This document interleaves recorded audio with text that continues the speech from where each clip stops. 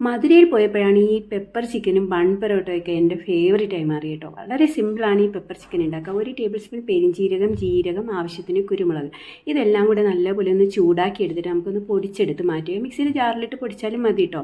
ആദ്യം നമുക്കത് ചെയ്ത് വെക്കാം. ഒരു കടായിലേക്ക് ഞാനിവിടെ നമ്മളുടെ വെളിച്ചെണ്ണ തന്നെയാണ് ഒഴിച്ചു കൊടുക്കുന്നത്. ഗ്രാമ്പു, പട്ട, ഏലക്ക ഇട്ട് 2 ടേബിൾ സ്പൂൺ ചെറുതായി അരിഞ്ഞ ഇഞ്ചി വെളുത്തുള്ളി കൂടെ ഇട്ട് കൊടുക്കുക. 2 സവോള ചെറുതായി അരിഞ്ഞതും കൂടെ ഇട്ട് കൊടുത്ത് നല്ലപോലെ ഒന്ന് വഴറ്റുക.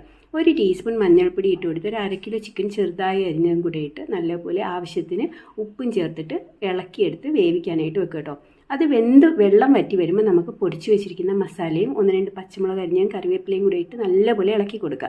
ഈ മസാലയിൽ നിന്ന് പിടിക്കുന്നതിന് നമുക്ക് കുറച്ചൊരു 1/4 കപ്പ് വെള്ളം ഒന്ന് തളിച്ചു കൊടുത്താൽ മതി കേട്ടോ.